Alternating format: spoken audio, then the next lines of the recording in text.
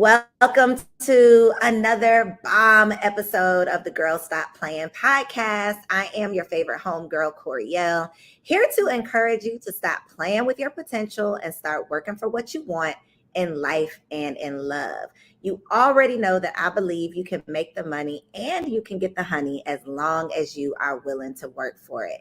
Today we have an OG, triple OG, big boss in the building, virtually, of course.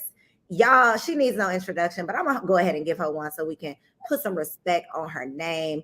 This is Mia Ray, a mompreneur, fashion and lifestyle blogger, the big boss behind the Glamaholic lifestyle brand. And if you don't have a bag, I know you didn't seen a bag out here in these streets. I couldn't even listen. I tried to run down and get all of them. I got so many, y'all. My husband be like, if another bag show up at this house, I'm pulling your card. Okay, I'm pulling your card. Luckily, he has not done it yet because I think I got one of every collection, every drop. I grabbed me at least one or two, and not even because I need another bag, but there's something that it just does something to my spirit to be able to support this Black woman's brand. So shout out to you, Mia Ray, and welcome to the podcast. Thank you so much. I appreciate that. Thank you for Listen, having me. you are welcome. And you know what else? I don't know how you've done this. We're going to talk about it, but you've created like this sensation around being able to get these bags. Like the first time, I wasn't able to get a bag the first time. So the first time that I was able to get a bag, I had to buy I think I bought like 8. I bought as many, seriously, I bought as many as I could. I still have a couple of them. I've been, like gifting them for Christmas gifts. I've given them away at some of my events. And when I tell you the people are so excited because they wasn't able to get a bag either. I figured out the secret, y'all. I ain't gonna share it with how I be getting the bag. But it's a method to the madness. Okay. It's definitely a method to the madness. So shout out to you. Listen, you like, I don't even know how y'all be doing it either, but we be doing it. We be getting them. And it's literally like not only a statement piece, but it's like a conversation starter. I've been in the airport. I've been on airplanes several times when people are like, oh, I see you with your Glamaholic bag, or they hold up their bag to it. We like, yeah, girl. So it's literally like this, I don't want to say cult because there's such a negative connotation when you say cult, but there is such a community that you have been able to build, which I just love. I just love. So I got to give you your flowers while I have the opportunity to do that. So congratulations on just being able to do the damn thing. Thank you so much. I appreciate that. I worked really hard. Listen, I know, and we're gonna talk about it because it isn't just something that happened. It isn't just something. Even if the people are new to you, it's not. You ain't new to this. And so I want to kind of, go back and talk about your humble beginnings for how the OG got her start. So take us back to Lil Mia, because you big Mia now, but take us back to the old days. Well, I like to say that I am like such a dinosaur because this is my 13th year, Mm-hmm. So when people see or like give like the background that you just gave, it took me 13 years to make this a sensation. It didn't happen overnight. And it really started from my lifestyle and fashion blog. I'm retired now. I'm no longer a blogger, but that is where it started. I started Confessions of a Glamaholic in 2009, and I literally sat at my computer every day and I talked to myself. I talked about the things that I like to wear, the things that were on my wish list, the things that I wish that I could afford, or how I took this one outfit and remixed it 5 different ways because I was so broke. That was the best that I could do. I had no money. And I really used the blog as the vessel to get to Glamaholic lifestyle. But it really happened because I wasn't making money from blogging. This is 13 years ago. It wasn't like it is now on Instagram where you could say, hey, pay me to post this, or, things like that. You literally had to get it out the mud, as the kids say. And my first year of blogging, I made no money. So I said, I had to find something to sell to my readers, because if not, this ship is sinking, So I met a friend who had a manufacturer in China doing something that he was doing totally separate from anything that I had my eye on. And I'm like, hey, I'm so tired of lugging my my laptop and all my books and notebooks around. Can you make a bag for me? And he was like, make it yourself. And I was like, I don't know nothing about making no bags, you know. But the thing about it was, you know, I always had a love for fashion. I knew I wanted to be in the fashion industry some type of way. I just didn't know how. I just didn't know what. And lo and behold, it was bags, making bags. And that's literally how it started. I had no money, and I started this with pre-order. This was when glam totes were $50. So I posted, I took a picture on my iPhone, put a little, you know, some words across the photo and said pre-order now. And they did. Like, and they did. Yeah. Let's talk about why they did though, because the fact that you started this blog not to make money, because obviously you weren't making money at the time, you were really just talking about what you were passionate about. You were being your authentic self. And I was not around in those days, but I've heard about those days. And what I hear about those days is the connection that people had to you, the relatability that you had, because you say you were talking to yourself, but you were literally talking to so many other women who were just like you. So many women who were like, yo, I got to make this work. Like whatever this is, this one outfit, I got to figure out how to make it the flyest one outfit that I got. And I know that a lot of your content was around helping people like on a budget. Like, how can we look like we balling on this budget? How can we make the most of the money we don't have? And a lot of times, you know, people think that they got to start with all of this stuff, but you literally started with what you had and were able to grow it into a multi-million-dollar brand. So again, just got to give you your flowers for not starting this to even make money, but really starting it doing what you love. And I think because you started with doing what you love, people could feel the love. And so when you did, you know, finally put a price tag on something, they like, yo, where do we pay? Because you helped us to save some money. You helped us figure out how to make some money. And now we want to sow that back into you. And your success is a testament to what you were able to do, of those seeds that you were sowing 13 years ago. And so I love that you didn't just talk about it. Like, your testimony and what we are seeing now is literally just proof that when you are pouring into people, because that's all you were doing. Right? You were pouring into people, not even knowing. You probably didn't even know what you were doing at the time. I did. You were doing what naturally came to you. And I feel like those are the businesses that are lasting. Those, and not just businesses, but you've built a brand. Like, it don't matter if you selling, I don't need another suitcase, baby. I do not need another suitcase. I don't need a makeup bag. I don't need a jewelry case, but I got them because you have created this culture where people not only want what you got, but they want it because they want to support you. And I think that it comes from us knowing that you didn't start this thing just to make money. Like, you were literally just pouring your love into those blogs. And now you're pouring your love into these bags, and we can feel it and we want a part of it. So you were really creating the community before the social media thing, before, you know, it was like the popular or the cute thing to do. And so for anybody out there that's listening that feels like, well, I don't even know where to start, like, start with your heart. Because I feel like that's what you did. Like, that is truly what you did. What advice or words of encouragement can you offer to somebody who might be doing what they're passionate about right now, but they're not profitable?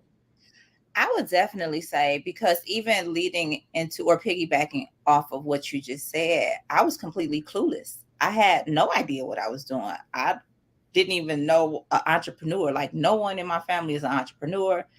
I was genuinely doing what I felt from my heart to do. And I wanted to share. And I also, people always ask me, what do I feel like my purpose in life is? And I feel like my purpose is to make women feel comfortable with being themselves, you know, because that's something that I pride myself in. I'm not the prettiest. I'm not the skinniest. I'm not the smartest. I'm not the, you know, the list could go on, but I'm me. You get what I'm saying? And I like me, you know, so I really wanted people to feel comfortable and in the situation or the space that they're in, because no, I didn't have money, but I could still look nice. I showed up in every room with my head held high with my little Forever 21 dress on, you know, that I done remixed 5 times. But to get back to your question, I feel like people need to focus on what it is that they genuinely want to put out into the world. You know, it's not really about what people want to see. And I always tell people this. I don't do like polls and say, hey, what do you guys want to see from me this week? It's like, this is what I have to offer you. If you build it, they will come. You know, this is what I have to offer to the world.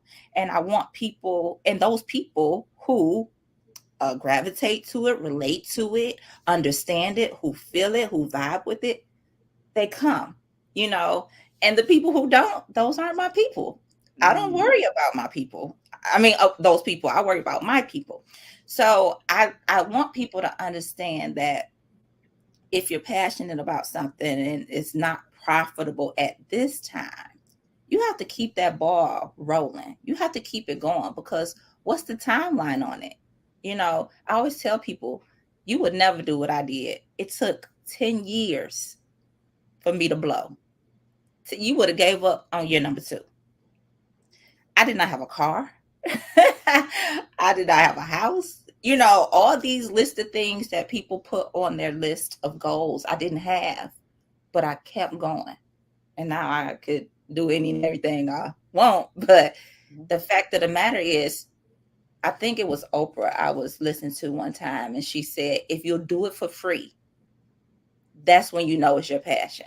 If you'll do something over and over, you get up every day, not making a dollar, that's when you know you're passionate about it. The money, it'll come, but the passion is what drives it. Mm-hmm. And I love that you talk about the fact that it was 10 years in the making, because you have to be able to start, even though you don't know what that finish is going to look like, or even though you don't really, we have an idea of this timeline. And like you said, most of us is like, if I ain't figured it out in 2 years, this ain't for me. But you stayed down for your own dream, and you were willing to do the work, even when you weren't seeing the results, right away. And so if anybody, if God literally came down and told you, I know it's looking rough at year 1, year 2, year 3, year 4, year 5, but by year 10, this thing is going to blow in such a way that it's going to blow your mind. Anybody would sign up for that. But you got to be willing to sign up for the unknown. You got to be willing to bet on yourself in such a way that you know it's going to blow. And whether it's year 10 or year 20, tell me, was it worth it, Mia? What you are experiencing right now, would you do it all over again to get here? And I know you got more coming, so you ain't even at the top of the mountain yet, but would you be willing to do those rough days, those no car days? I think you were living in like the attic, or your mama's, like, would you be willing to do that over again to get to this point? In a heartbeat. I would do it all over again in a heartbeat. I just posted my second Forbes interview, and I thank you. And I told people in that moment, I remember being on my knees crying, like, I can't even pay my light bill, like on my knees, like, what? I remember sending my son, I didn't want him to miss out on like a summer camp. I had to buy a plane ticket. I get to Washington, D.C. I probably had like $232 in my bank account. And I sat in a hotel and I'm like, what is going on? Like, it's things that people don't know that I went through, and how I just wouldn't give up. I couldn't believe, like, just some stuff that I remember. I'm like, girl, was you crazy? Like, yes, you had to be crazy enough to keep going. It takes a little bit of crazy. It takes a little bit of crazy to keep going in the situations that I was in. And I'm like, all right, cool. I cry, I take me a nap, I get up, I get back to work. So would I do it again? I would do it in a heartbeat, because everything, and I'll tell you why, every single thing that happened and occurred, it was for a reason. It is literally what led me to this very moment. It was for a reason. I needed every single ounce of everything that happened to me. I'll do it again. All of it was a part of it. All of it was a part of it. And I definitely have to just say that mindset, like, we haven't talked about mindset, but outside of even like reading the books and, doing the things to develop your mindset. Yeah. That little bit of crazy that it takes to keep going, that is the mindset. Like, that's it. It's knowing that knowing and believing that God has something greater for you. Like, I don't even know what it is. I can't describe it. I can't even Yes. imagine it right now. Because I know back then you couldn't even imagine. Like, if somebody would have told you, if somebody would have just showed you a vision, you would have been like, girl, stop playing. So the mindset piece of because everybody thinks it's skill set. Like, I gotta have what everybody got in order to do it. But no, you gotta have the mindset that I'm gonna figure this out. I'm gonna keep going even when I don't know how I'm gonna keep going. Even when it seems like it's not working out, even when it feel like God then forgot about me, like I'm going to keep going because I didn't forget about me and I didn't forget about, the promise that he made me. And so I love it for you, Mia. I can't lie. It's like, I say I wasn't around in those days, but I feel like, this is my homegirl. And I feel like that's what people love about you is you make people feel like this is my homegirl and I'm going to support whatever it is that she has going on because you have remained, true to yourself. You have remained humble. I don't really know how you remain humble because if I was doing the numbers, I'm just gonna tell you, if I was doing the numbers like you doing the numbers, I don't know if I'm gonna be that humble, Mia. I don't know if I'm gonna do it. That's probably why I ain't got it yet because I don't know how to act. But you make people want to, support you and just throw their money at you. And again, I know that your mindset being able to push through. That was definitely part of it. Do you have like a book that you can reference or something, a podcast? I know you mentioned Oprah, but is there something that you can share that someone who right now, like they know that they're meant to do something, they might not even know what that something is, but they know that they need to work on their mindset in order to figure it out. Is there some resource that you can offer or share that has helped you along the way? I mean, outside of the Bible, because, just knowing that the power of the tongue and the mindset and just believing. I always say I had this feeling. I know it's the Holy Spirit telling me to keep going, so it's like you have this feeling. Something is in you telling you to keep going. Don't stop. I had that time after time after time. And I look back, I'll be like, that's what that was. But a lot of people, when it comes to the books, it's like, and kind of like what you said, you can read every book in the library. If you don't believe in you, it's kind of like it's gonna go on one ear and out the other. I've read plenty of books. I remember when I first started, maybe in year number 2, 3, maybe, I read The Secret. And I know somebody told me it's like The Secret is like the Bible. It just takes the religion out of things, and I can see that, but also The Secret is about just what you believe, what you speak, what you bring around you.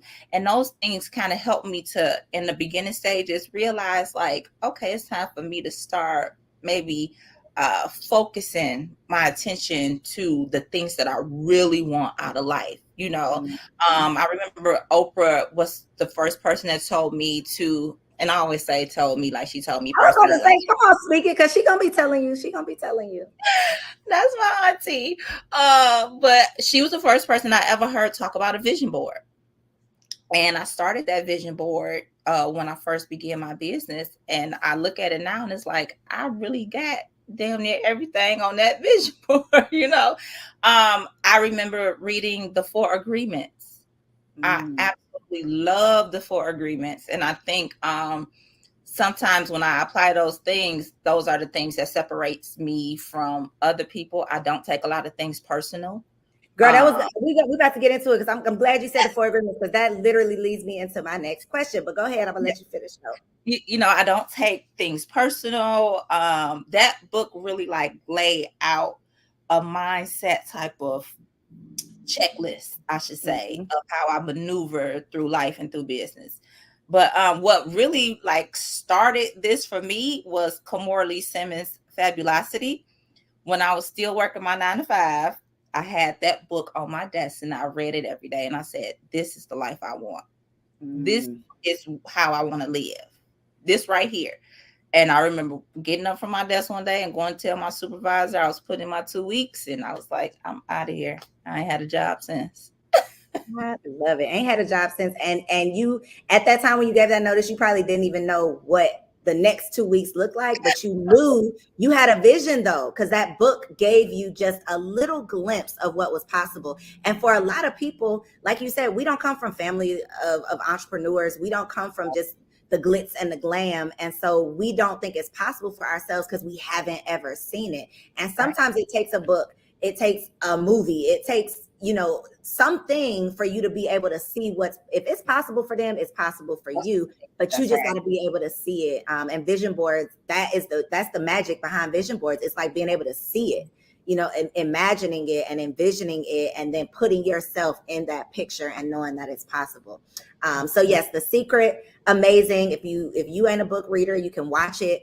You can watch it, I think, on Netflix, YouTube, Google it, you'll find it. And then The 4 Agreements is definitely a game changer. One of those agreements is, you know, not to take anything personally. And so I wanted to ask you, because a part of the elevation, a part of becoming, you like a household name for the Black girls at this point, right? A part of that, though, it's a gift and a curse, right? The gift is, we see the gift, right? The curse that we don't always see, or, you know, something that comes along with it, is like the haters. Because as many people that are singing your praises, it's always somebody that's trying to tear you down. Absolutely. How do you deal with that side of it? And, you know, I follow you, and I feel like the people who ride for you, they ride for you. And so you don't have people talking crazy in your comments. Well, I don't know if you do, but I don't ever see people talking crazy in your comments. I see the people singing your praises, but I know that there's some people out there talking crazy. They exist. Handle it. How do you handle the haters that come with the success? I'll tell you this little backstory. So I was a teen mom. I had my first child at 17. So pregnant at 16, it was the first day of school, and I'm sitting at the kitchen table with my big mom, and I'm crying. She said, "You don't want to go to school, do you?" I said, "No." She said, "You worried they're going to talk about you?" I said, "Yeah." She said, "They talked about Jesus. What you think they're going to do to you?" And that moment, I still remember, my son is 20. I still remember that moment 21 years later of her saying that, because they're going to talk about everybody. What makes me any different? You get what I'm saying? And a lot of times, this is the method that I have. A lot of people don't like themselves. So why in the world would they like me? Why would they like me? Because anyone who is loving and confident and successful and, you know, just supportive of people, they're not sitting up talking about nobody. So why should I even concern myself with the people who don't like themselves? You know, and it comes with the territory. It's people who don't like Beyonce, which is crazy. It's mind blowing to me. Mm-hmm. There are people who don't like Oprah, and I'm like, oh no, not Oprah. So why not me? You know, mm-hmm. I focus on my people. I'm not talking to them. The haters they're not even around me. Like, but you don't ever see something and you be like, okay, wait a minute. Like, you be thinking about the Twitter fingers, like, wait a minute, let me just get on my burner page. You don't have no burner page, me and you. I be thinking about it sometimes. I be thinking I need to, but then I'm like, you ain't got time for that. Like, the moment you give somebody some time for that, you just gonna get distracted. And then it's when you speak now I've grown. Like, people, my followers, they know I had Twitter fingers, because my whole thing is, you ain't coming over here with that. I don't bother you, you don't bother me. Like, we gonna keep it cool. But I've been there, done that. But as I've grown, it's like, oh, I'm so busy. I don't have time to address someone that's sitting somewhere sad about their situation. I don't have time. I hope that you get the help that you need. I hope that your life starts changing. But right now, I got a whole to-do list, and I don't even have 10 seconds to give you a response, you know? So it's kind of like, I don't really pay too much attention to it. I feel like social media it's made it so easy for people to just say something and then you respond and they're like, "Oh, I love you. I can't believe you responded to me." And it's like, "Oh, you poor thing. Like, is that what you want to get? All of that? No. Okay, I'm gonna remember that. I remember that next time. I'm just busy. I'm too busy. Okay. I'm too busy. I'm gonna come back to that. I'm still in my growing. I'm still in the growing. I ain't gonna lie to you. So you mentioned having a son at 17. You are a mom of 2. What and it's just mind blowing, when you say you have a 20-year-old, because it's like, yo, talk about not being a regular mom, being a cool mom. I know. Does he love it, or is it like, Mom? He does not want anybody to know I'm his mama. No.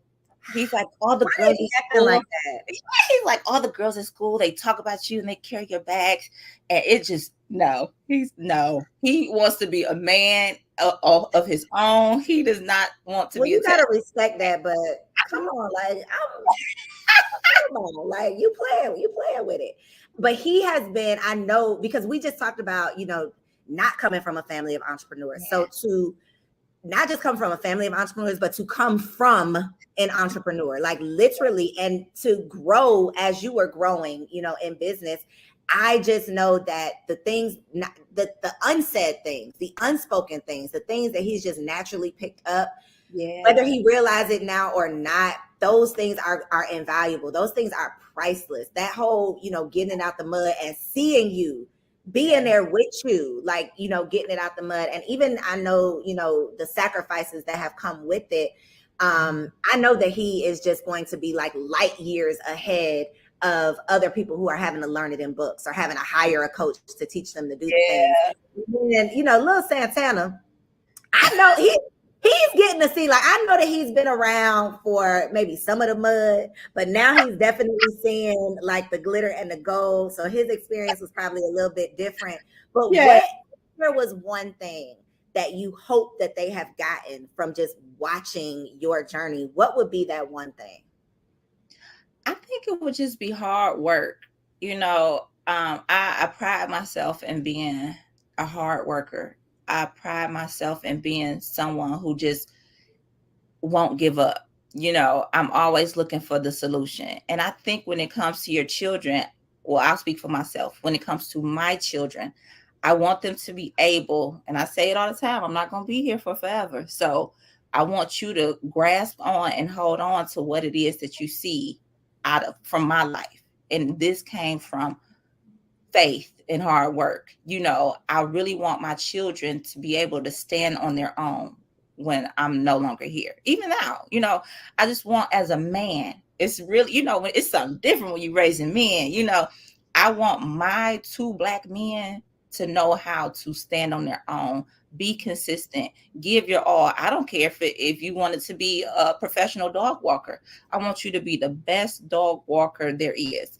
I want you to set yourself apart from these other dog walkers to know that you yourself put your feet right in front of each other and made it happen. So I really think that outside of the hard work, just humility. I want my children know that, when it comes to life, money is not, I don't really focus on the money. I know I call myself money making me a Ray and all that.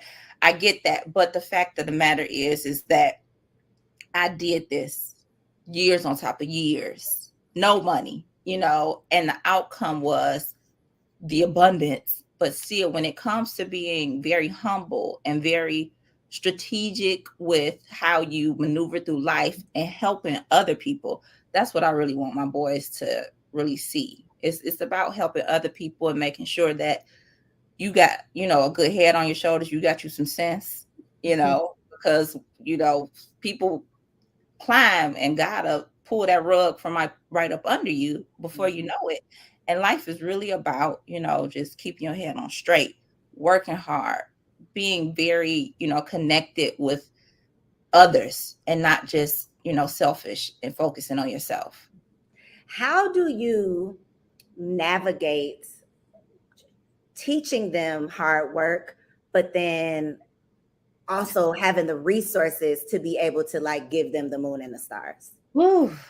That's a juggle. That's a struggle. Now Munchie, that's my oldest. He was with me shooting in the gym. It was a Christmas where I could only buy him 5 things. And he looked at me and he said, "This is the best Christmas ever." And I was like, "Oh, my heart. Thank you, Jesus." But the little one, ooh, child, he liked to go to Miami. He liked to eat at Mr. Child's, Living his best life out here. Yes. Living the Glamaholic. He living a lifestyle, baby. He is. But he also knows that when it comes to like, he's such a loving person and he wants to help everybody. And I think he sees me doing that, and he knows that it's about sharing and, taking people along with you. never leaving your friends and your family behind, so it's a bit of a struggle when it comes to, I always try to give Santana balance, so he goes to a school where his tuition is a college tuition. But then on the weekends, he's just, hanging out, being his regular self around family and friends. And, I think that's the perfect balance for him because, I don't ever want to say like, oh, I have to humble him, because nobody ever tells rich white kids to humble themselves. I got to keep him grounded. No, he can experience what it's like to be a Black wealthy child, but still have a balance. Because listen, I don't care how much money I got, I'm still me. I'm still as ghetto as they come. I'm still as hood as they come, so he still got the mama that was raised on Dexter and Collinwood. I haven't changed. It's just the things that we are able to have access to now is a little different from when I was a kid and when Munchie was a kid. Born and bred Detroit girl through and through. I love that you ride for your city. And again, I love the evolution of what you've been able to do, what I've seen you do as far as Glamaholic lifestyle. What is your, like, where do you see Glamaholic? Do you see, is retail on your radar? Like, what is your ultimate, before I die, this is what I want Glamaholic to be? People ask me this all the time, and I think people think that I'm supposed to have an answer, and I'm just like, I feel like this is just the beginning, So it's like, would I like it to be in retail stores? That would be, an amazing thing. Starting something from my mom's attic to getting it into a retail store would be absolutely amazing. I just really want Glamaholic Lifestyle to be a household name, the same way everybody loves them, a Kate Spade or a Tory Burch or anything. And I always say, I'm not asking you to exclude Louis Vuitton or Gucci, just include Glamaholic Lifestyle. My thing is, I'm not saying that they aren't great designers or don't support them. Just include me. That's all I'm asking, So if it was to be in retail, that would be great. That would be awesome. I love what I do. I love coming to work every day. I love marketing. I love the start to finish of a product. I love it all. But if somebody was to come along and buy it, we'll love that too. Hello. That too. So for somebody who does have a goal, not even necessarily retail, but of developing a product, you mentioned, sourcing in China. What is your advice or something that like you wish you would have known before you made that first connection with, manufacturer, before you created that first glam tote? Like, what would be your advice for somebody who's looking to create a product? I can actually say that, I've never had a horror story when it came to suppliers. I've been with the same supplier for 13 years. He is my family now. Like, we love each other. It's deep, but a lot of times people do ask me this question, and I feel like the research of it all, just making sure you research, you grow a connection, you ask for exactly what you want. They are in the world of manufacturing. Whatever you want to create, hey, as long as you got the coin, they'll do it. I think a lot of times people get discouraged when it doesn't happen right away. If you could go back to the very first glam tote that I made and the ones that I have now, you'd be like, child, you were selling people that. The evolution of things. It may not turn out the way you want it. You may not find the manufacturer that you want immediately, but you have to be like consistent and persistent when it comes to creating a product, getting it manufactured. All these things is not something that's going to happen like overnight. And you also don't have to like piggyback or jump on bandwagons. You see other people. I don't make clothing, and I know that clothing brings in, a lot of my friends have clothing lines, and you could see something and not be ready for it yet. You get what I'm saying? Or not, or even not even have a desire for it. Mm-hmm. So, I feel like a lot of people see people doing things on social media and they're like, oh, I can do that too. Let me just find I wonder who her manufacturer is. And then it's like the outcome that you thought that you were going to get, you're comparing it to the person that you got the idea from. It's kind of like, I don't want to do this, because you're not passionate about it. It's just about you doing something that you saw somebody else do. But when it comes to manufacturing, learn the game A to Z as much as you can. Even still right now, 13 years later, I'm still learning about customs and shipping. And because the bigger I get, I get into these different dynamics. It was much easier when I was shipping one box to my doorstep. And now I have a whole container coming in. I have thousands of boxes coming in, and it's still a learning game for me. But if I could just say to be consistent, ask for help if you know anybody that is in the game, or like I said, when I first started, we didn't have courses and ebooks and seminars that'll help you do it. Go out and attend these things that could potentially help you, but don't just sit there and take notes. When you get home, you got to open that notebook up and get to work. Yes, and take action on those notes that you been took. Yeah. So that's my personal question. These Glamaholic G necklaces, are they ever coming? This is a personal thing. I mean, your business. I know you be getting mad at the people when you like, this is not what we even talking about. But I just figured I would go ahead and throw that out there. You could just roll your eyes and not answer if you want to. It's a surprise. It's a surprise. Okay, you giving me hope. Okay, I was just wondering. I will listen, I'm holding on to that hope, so that's fine. I'm gonna be right in line with the girls trying to get the things. Okay, so my last question, Mia, I got to get in your business a little bit, and I'm not really gonna get deep. But I want to know, as a super successful, I'm already claiming that you're a household name. As you evolve, as you grow, as you become more well-known, how does that affect your dating life? Well, I've been in a relationship for 4 years now. Oh, shit. Okay. Okay. Newsflash, baby. He's behind the scenes. Got it. Okay. All right. Okay. Well, we can X that off. We've been together 4 years now. So it's been a good minute of, but I can still comment on this because I was Mia Ray when I met him, When I was who I was when you found me. Okay. I was already Mia Ray. But I feel like I get this question a lot when it comes to like you being this strong, successful woman. Like, how does it make your man feel? And you really have to just, when it said it's somebody for everybody. And my person is the person that want Mia Ray to shine, and he want to stand in the background and mind his business and go about his day. He's not in competition with me. He don't want to be me. He don't want nothing that I got, So when it comes to that, you will, like, I've seen you find your person. Like, I was there seeing you find your person. Okay, I saw it.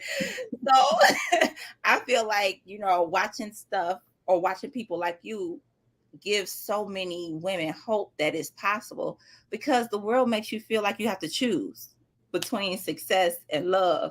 And I ain't got to choose nothing. Like, I can have any and everything that I want, and I have it, but I do know that's something that, I went through. I kissed a lot of frogs, Every frog ain't your friend. They don't want to see you happy. They don't want to see you rise. A lot of men are insecure when you're with a woman that is successful or making more money than you or things like that. But when love is the focus, like, I'd hate the money debates on social media. Like, the man got to take care of me. I can't stand it. People who ain't, it's like when you have the right person, all of those silly conversations go out the window. You ain't even worried about that type of stuff. No, this is a we thing. So it's like, this is a team. So we're not against each other. We're not using each other. But I do feel like that is something that, not just successful women or entrepreneurs, it's just women. It's something that, is a struggle for everyone.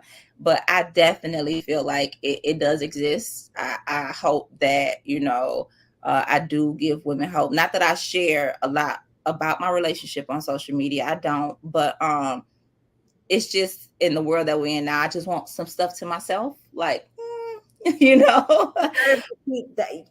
Yes. And I hope that women Have that honor that. You know, I hope that women honor that, you know, that it's okay to have something sacred, and you don't have to prop up a phone and show you and your mate waking up out the bed every morning. You know, it's okay to just do whatever you want to do, whatever it is, just do that. But I want people to see, and there are certain things that I show that, you know, people know that I'm respected, people know that I'm loved, people know that my children are loved by this person, by my man, you know. And seeing me from day one to now, I know a lot of women are happy for me, and I hope that they see that, you know, it does exist. Yes, and you really can't. That's the whole, Mia, when I tell you, like you said, what would you do for free?